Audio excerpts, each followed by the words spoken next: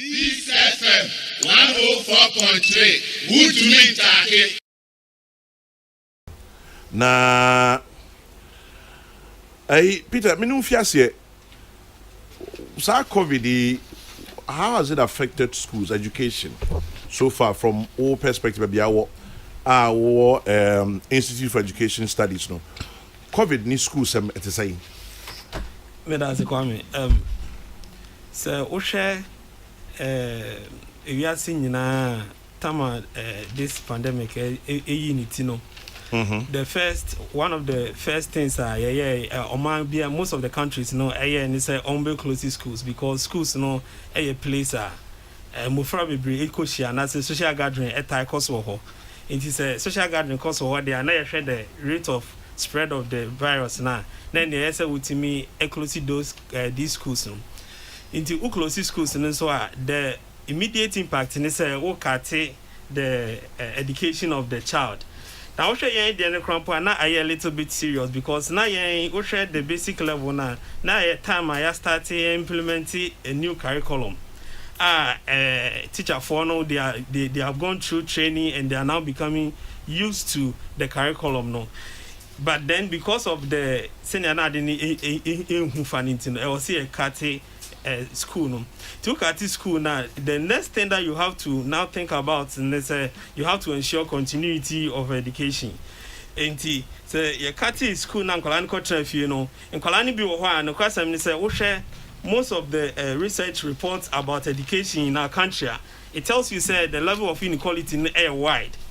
And in Kolani be one, school, a school feeding no na omo yeden omunya aduane di wo ho yeah Kolani bi wo ho ba omo psychological and then social issues no say bi omo ni mofra be di agro child labor issues and other things omo school omo yi omo fees and money nyina ho eno na broni friend is omo ni the minority or the marginalized in society inti say Kati, your closest schools, no. Some kwala we nyina are going back to the way ana omotie. Omo ana eduane die issue, no. They are going to experience it.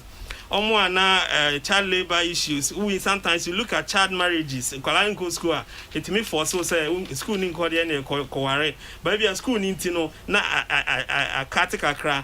Omo a bia wo fo na ni nko ho ye na bia teenage pregnancy nyinsan betimi abamu enso wo ho enti who close school the impact no on the child no enormous enti we try to mitigate that impact and na emaye start say online you know but then also you nyina ye aware say we share the kind of digital divide that man you has say most of our rural areas, no, need access to the kind of internet connectivity.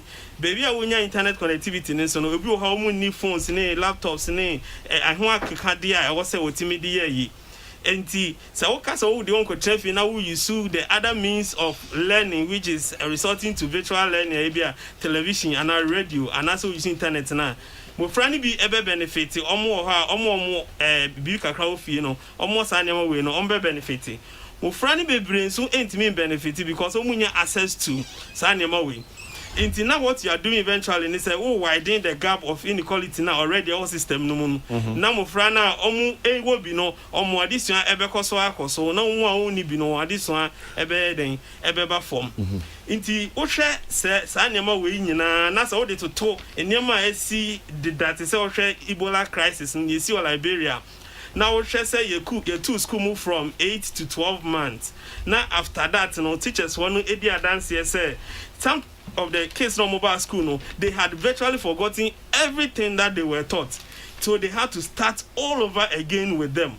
It is also animal when you now say who close school although the issue now abano very critical which borders on the health and then the life of the child the continuous closure of schools have a lot of impact abufrano asitrema so one finding ways and means and mitigating that particular impact now one for processes especially in the situation where you don't know when the pandemic is going to end now once you end up causing more harm to the generation to come than you would envisage. Enti osha yemi schools Been to me, I say, any another. There be some here uncommon baby adi kwedia. Never to me, I can say, Upe say, who say, yenye the only country you go through this pandemic. Yeah. It is also we are saying, man, you know, by the early of this month, you know, now. Countries are common closely almost schools was almost 200 countries. Out of the 200 countries, roughly 200 countries, out of the 200, 77 had indicated, say, BA schools. Out of the 77, no, not 12 FBA. 12 FBA and 55 higher plans. As at today, I checked and it's like about 15 FBA schools are institute measures are person but then before you go even think about reopening schools, you know, you have to look at three things. You have to look at the timing, you have to look at the process, and if you share a choir over first one. Odi near bed and I said we have safety issues and so in the timing, you know, very crucial. And actually the processes, you know, and I think say the processes in the ministry kick-started some time ago say almost taking ideas from the various stakeholders. No man who are come first one say but say you be school now. The things that need to be done and the things that they shouldn't do. They have to identify the challenges of which maybe you go into the challenges they almost this year. Then we who are challenges as a country now.